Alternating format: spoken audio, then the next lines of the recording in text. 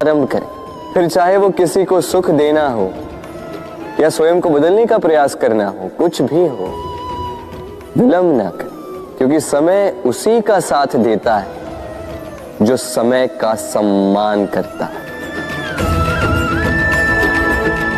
राधे राधे। मीठा पानी सबको भाता, परंतु खारा पानी किसी को नहीं भाता। अब सोचने वाली बात यह है कि मोती समुद्र की गहराइयों में ही बनता है, खारे पानी के मध्य में रहकर, हर क्षण भक्षकों से टकराकर, अपने अस्तित्व को दांव पर लगाकर ही सीप मोती प्रदान कर पाती है। कभी सोचा है क्यों? क्योंकि बिना संकटों का सामना किए, बिना विषम परिस्थितियों में उलझे आपको सुख प्राप्त नहीं होगा।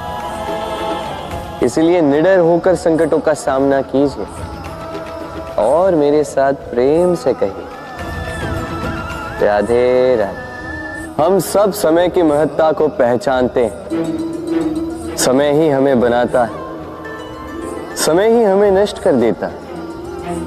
कभी समय ठीक चलता है तो कभी बहुत ही खराब समय आता है। विचित्र बात यह है कि हम फिर भी समय को ही नष्ट करते हैं। स्मरण रखिएगा, समय केवल जाता है, कभी आता नहीं। इसलिए समय की प्रतीक्षा में समय व्यर्थ ना करें। जो भी करना है आज अभी इसी क्षण प्रारंभ करें, फिर चाहे वो किसी को सुख देना हो या स्वयं को बदलने का प्रयास करना हो, कुछ भी हो, विलंब ना करें, क्योंकि समय उसी का साथ देता है जो समय का सम्मान करता है। राधे राधे। कहते हैं सबकी सीमा होती है, कठिनाइयों की, पीड़ा की, संकट की, अंधकार की भी। यदि किसी की सीमा नहीं होती तो केवल कड़े परिश्रम। आपने देखा तो होगा, रात कितनी भी काली हो, सितारे परिश्रम से उससे लड़ते रहते हैं और अंत में सवेरा आ ही जाता। आंधियां पंछियों के बसेरे को तहस नहस कर देती, किंतु पंछियां अपने परिश्रम से उसे पुनः बना ही लेती, क्योंकि सीमित को असीमित से हारना पड़ता और परिश्रम असीमित। राधे राधे। बहती नदियां कितनी सुंदर होती हैं, पावन होती हैं। जहां से जाती है वहां एक नया जीवन प्रदान करती, धरा को सींचती, अकाल को दूर रखती, और कदाचित इसीलिए नदी को मां समान पूजा जाता है। किंतु क्या कभी आपने सोचा है कि नदी जन्म कैसे लेती है? क्या ये प्रारंभ से ही इतनी विशाल और वेगवती होती है? नहीं, वर्षा की छोटी छोटी बूंदें गिरकर मिलती, एक सूक्ष्म धारा बनाती। ये धारा पर्वतों के हिम को काटते हुए, स्वयं में पिघलाते हुए, जल प्रपातों से गिरती, चट्टानों से टकराती और फिर जाके नदी बनती। इसी प्रकार ऐसे ही सीधे सीधे कोई महान नहीं बन जाता। छोटे छोटे प्रयास मिलकर एक विशाल व्यक्तित्व बनाते। इसलिए जीवन में प्रयास करते रहिए, अस्तित्व अपने आप ही बन जाए। राधे राधे।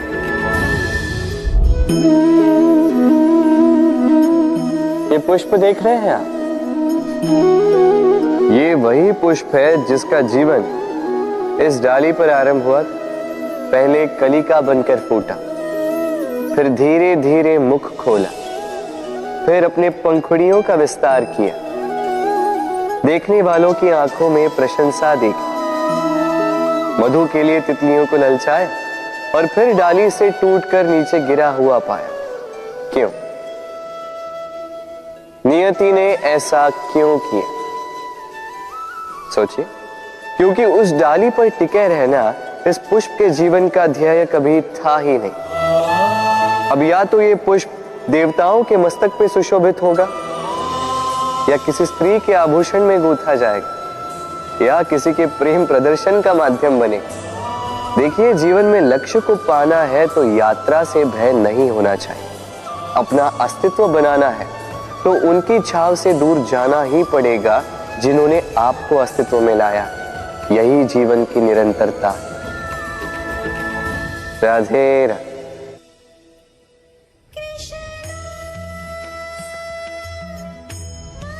क्या होता है?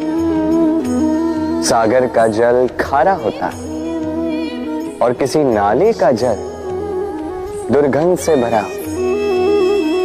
क्यों? नदी का जल मीठा होता है क्योंकि वो सबको जल देती है। सागर जल लेता है, इसीलिए खारा होता है। और नाला, उसका बहना रुक जाता है और इसी कारण से वो दुर्गंधपूर्ण हो जाता है, किसी काम का नहीं रहता। हमारे जीवन में भी कुछ ऐसा ही होता है।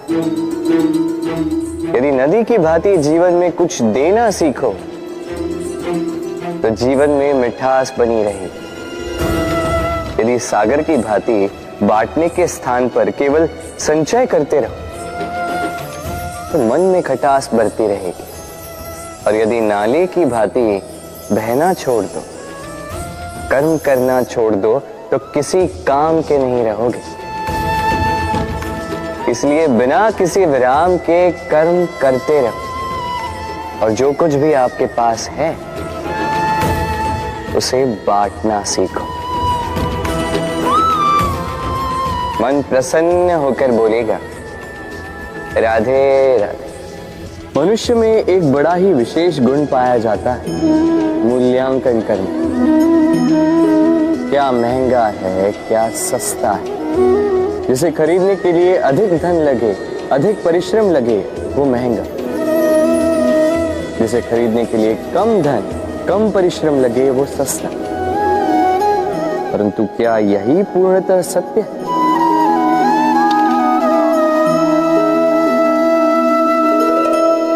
अब आपके सामने एक पात्र है जिसमें जल भरा है और एक सोने का सिक्का।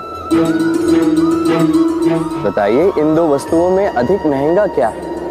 आप कहेंगे सीधी सी बात है, सोने का सिक्का ही अधिक महंगा होगा।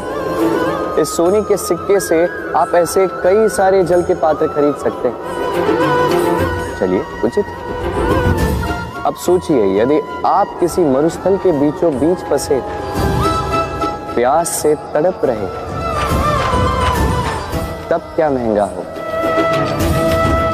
तब तो आप इस एक घूंट जल के लिए अपनी जीवन भर की कमाई पाई पाई यूं ही गंवाने के लिए सज्ज हो जाएं। स्मरण रखिएगा, जीवन में महंगी या सस्ती वस्तु नहीं, परिस्थिति होती।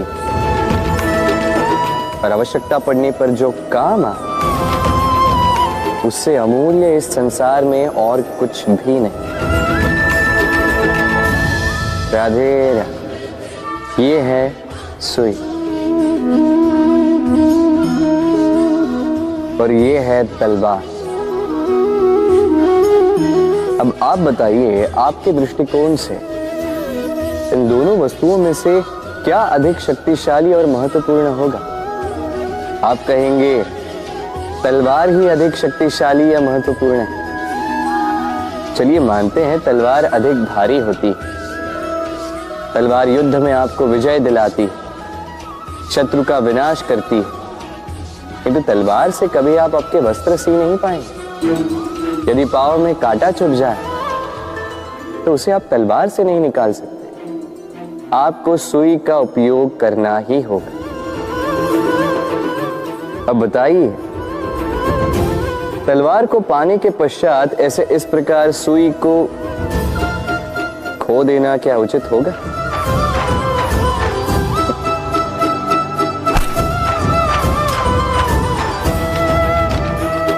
इसी प्रकार जीवन में संपन्न मित्र पाने के पश्चात आपके उन मित्रों को ना खोइए जो कम संपन्न हो, दरिद्र हो, क्योंकि वो आपके साथ तब थे जब आप कुछ भी नहीं थे, और आवश्यकता पड़ने पर वही आपके काम आने वाले हैं, संपन्न मित्र नहीं। तो जिससे प्रीत की है उससे मीत निभाई, चित आनंद से जागे। राधे राधे।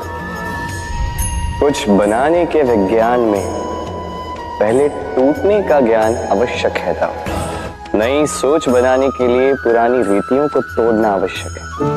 ये यात्रा, ये सीख केवल राधा के लिए नहीं बल्कि सभी के लिए। फिर सभी को इस दुर्गम और जटिल पथ से जाना ही होगा। मनुष्य भावनाओं में बहकर कभी कभी ऐसे अनुचित निर्णय ले लेता है जिसके कारण वो जीवन भर पश्चाताप करता है, किंतु जब कुछ खो कर पाता है उसे वो सहेज कर रखता है। बबूल का पेड़ कितना विशाल होता है, पीपल का पेड़ भी विशाल होता है, किंतु क्या आपने कभी सोचा है क्यों बबूल के पेड़ को काट के उसका उपयोग किया जाता है और क्यों पीपल के पेड़ को पूजा जाता है? इसलिए क्योंकि पीपल का पेड़ उसके नीचे बैठे पथिक को छाया देता है, अपनी डाली पर असंख्य पंछियों को बसेरा देता है, किसी को काटे चुबाकर दूर नहीं करता बल्कि उसे शीतल छाया देकर उसकी थकान हर लेता। इस संसार में यदि आपको सम्मान पाना है तो पीपल की भांति ही बनना होगा। कुछ देना सीख, आनंद, सुख, शीतलता बांटना सीखो, और कांटों की भांति कभी किसी को कष्ट ना दो। सम्मान स्वयं चल के आपके पास आएगा और मन प्रसन्न होकर बोलेगा राधे राधे। हम सब ये मानते हैं कि हमें जीवन में कभी न कभी किसी न किसी स्थान पर प्रेम होता ही, फिर चाहे वो माता पिता को संतान से हो, ज्ञानी को ज्ञान से हो, किसी कलाकार को कला से हो, आदि इत्यादि। किंतु क्या वास्तव में ये प्रेम ही है? मोह भी तो हो सकता है। अब आप पूछेंगे कि प्रेम और मोह में अंतर क्या? अंतर है बंधन का, जो आपको बांधे वो मोह है, प्रेम नहीं। प्रेम वो जो आपको मुक्त कर विकास की ओर भेजे। चलो आपको एक उदाहरण देता हूं। कुछ माता पिता अपनी संतान को किसी अन्य नगर में पढ़ने के लिए भेज नहीं पाते, अपनी संतान को उसके मित्रों के साथ खेलने के लिए भेज नहीं पाते, चिंतित रहते हैं कि कहीं उनकी संतान को पीड़ा ना पहुंचे, और इसीलिए उसे बांध के रखते हैं। ये प्रेम नहीं है, ये मोह है। क्योंकि यदि ये प्रेम होता तो वो चाहते कि संतान माता पिता की छांव से बाहर निकलकर इस संसार को देखे, उसे समझे, उसे ज्ञान ले, अपनी अनुभवों से सीखकर अपना स्वयं का एक व्यक्तित्व बनाए। स्मरण रखिएगा, मोह से भय पैदा होता है और प्रेम से केवल आनंद। इसीलिए बांधिए मत, मुक्त कीजिए, क्योंकि यही प्रेम है। राधे राधे।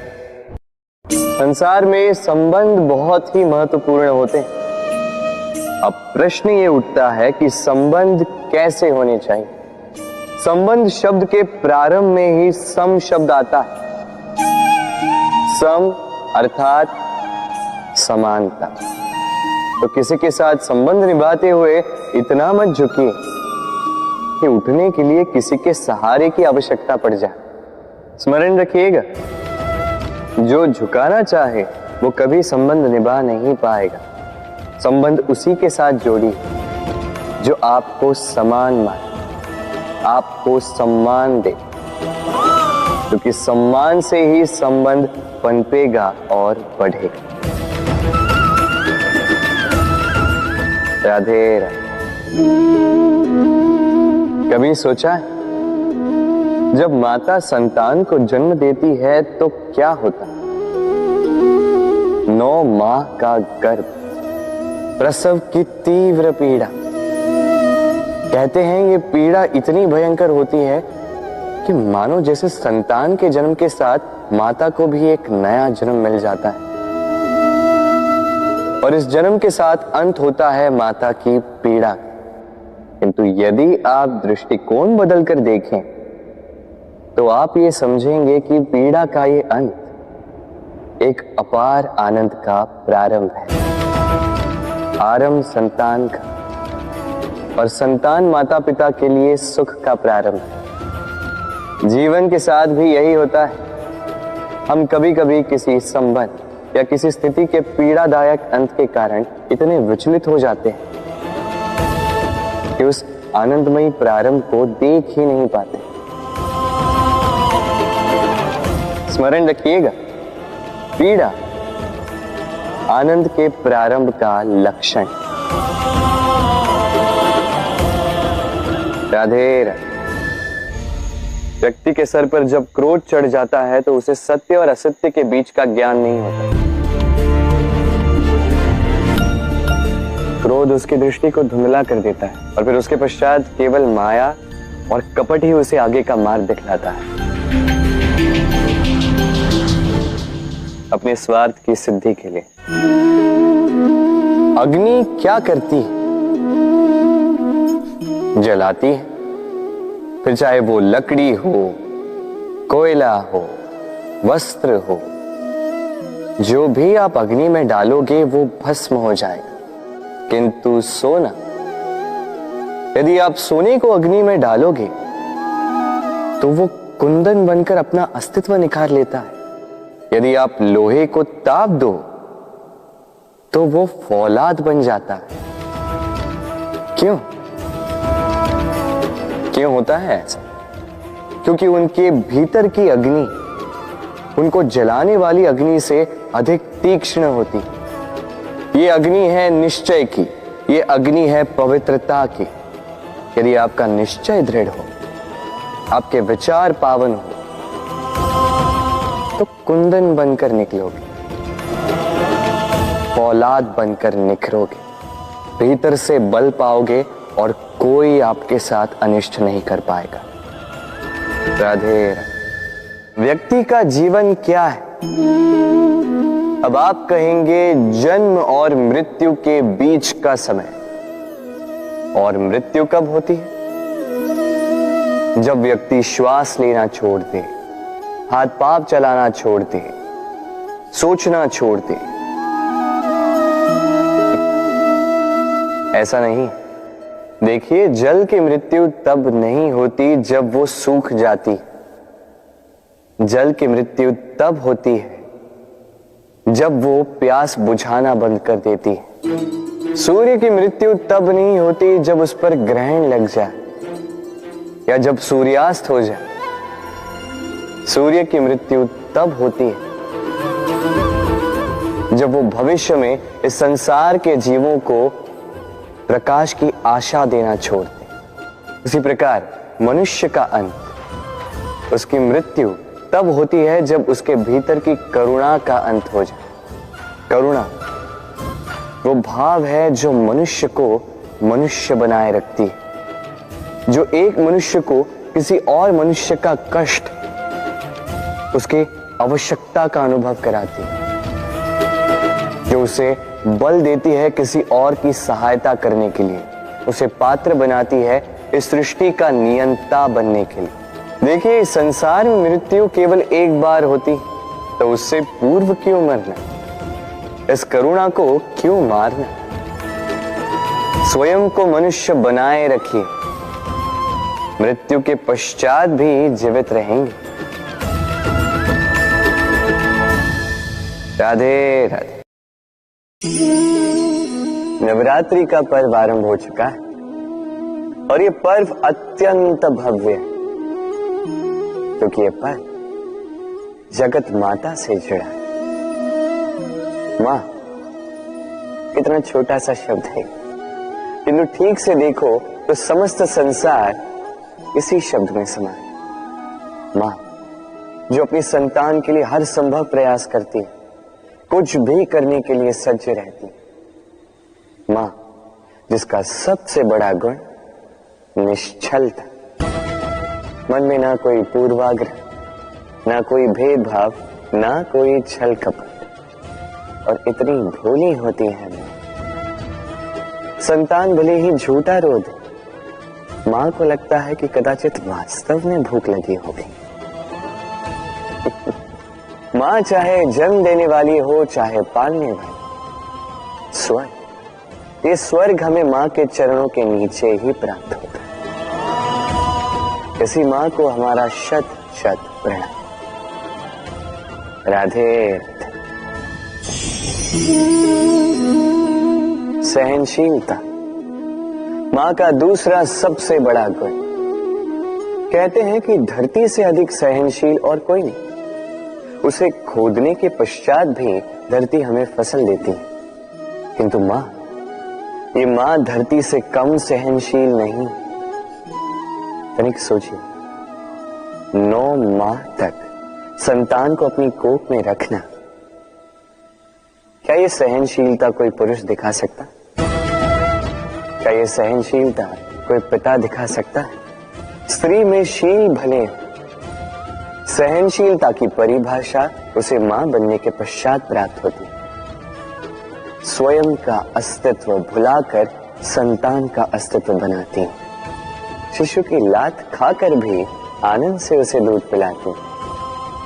ये होती है मां, और इसी मां जननी को हमारा शत शत प्रणाम। राधे राधे। मां का एक और सबसे महान गुण, स्वयं को ढालने की अद्भुत शक्ति। जिस प्रकार एक मां स्वयं को ढाल सकती है और कोई नहीं कर सकता। मां एक महानदी की भांति है, जिसकी ऊर्जा असीमित है, किंतु अहंकार बिल्कुल नहीं।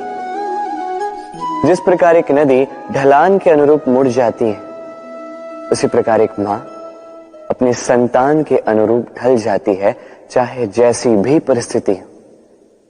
उसके सोने के समय के अनुरूप स्वयं का सोना, उसके जागने के समय के अनुरूप स्वयं का जगना।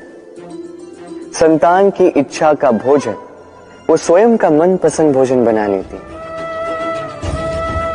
ये मां का आंचल ही तो है, जो धूप में छाप बनकर आता है, जो शीत में कंबल बनकर आता है। मां ऐसी होती है कि संतान की निद्रा ना टूटे, इसलिए एक करवट सोने का अभ्यास कर लेती, और इतना स्वयं को केवल वही ढाल सकती है जो संतान की ढाल बन सकती। इसी मां को हमारा शत शत नमन। राधे राधे। मां के 2 और सबसे महान गुण, साहस और संबल। साहस ये कि वो अपने संतान के लिए कुछ भी कर सकती है, और संबल ये कि वो अपनी संतान को कभी टूटने बिखरने नहीं देगी। तनिक सोचिए, जब भी आपको चोट लगती है, चीख से पूर्व मां का नाम मुख में क्यों आता है? तनिक सोचिए, जब आपको बल की आवश्यकता होती है, साहस की आवश्यकता होती है, आगे आप अपना मार्ग देख रहे हैं जो अत्यंत कठिन प्रतीत हो रहा है, तब मुख से मां की ही शपथ क्यों निकलती? क्योंकि मां ही है जो हमें साहस देती है, मां ही है जो हमें सहारा देती है। मां जानती है कैसे हमारी उंगली पकड़ के हमें चलना सिखाना है। मां ये भी जानती है कि कैसे कान पकड़ के हमें उचित मार्ग पर लाना है। इसी साहसी मां को हमारा शत शत नमन। राधे राधे। कभी आपने सुना है, हिरणी सिंह से बचने के स्थान पर उससे जाके लड़ पड़ी। हिरणी ने सिंह पर आक्रमण कर दिया। कभी सुना है? कभी नहीं।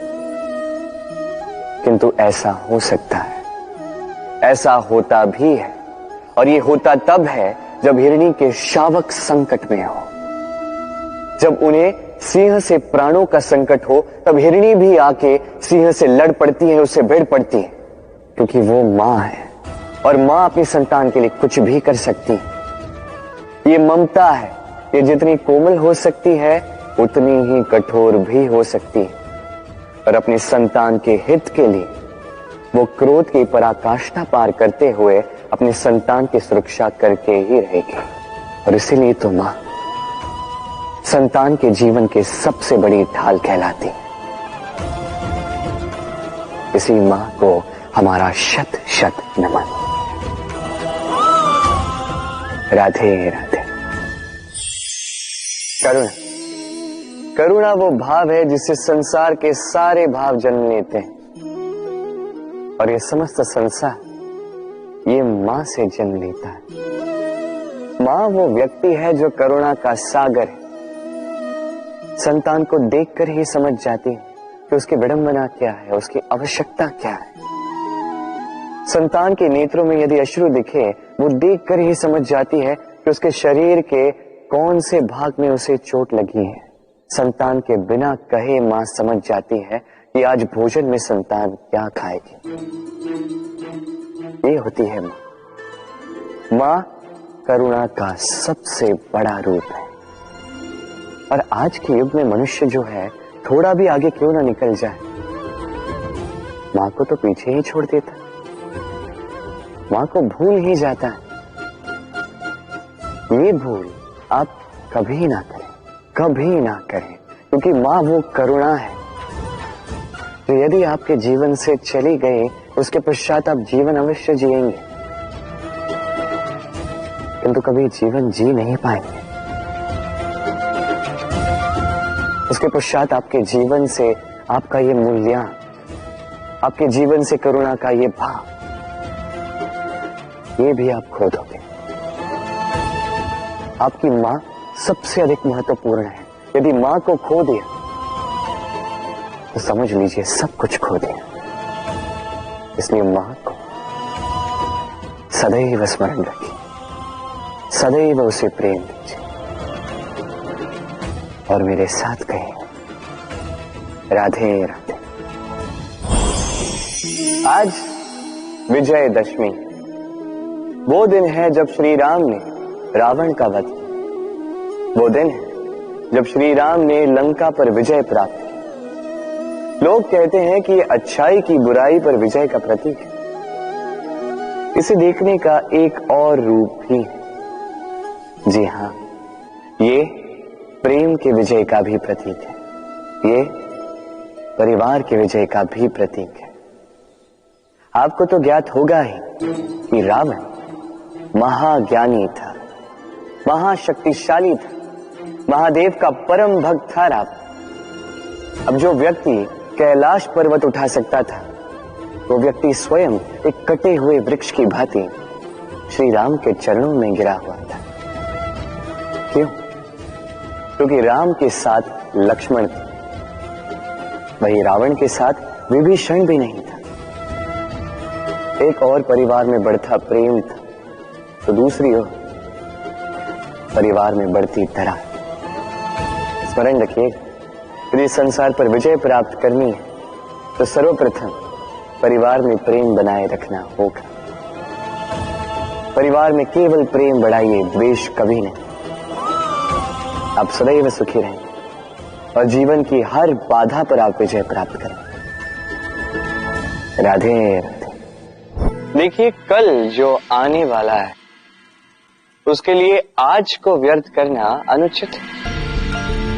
हमें इस प्रकृति से यही सोच, यही सीख पानी चाहिए।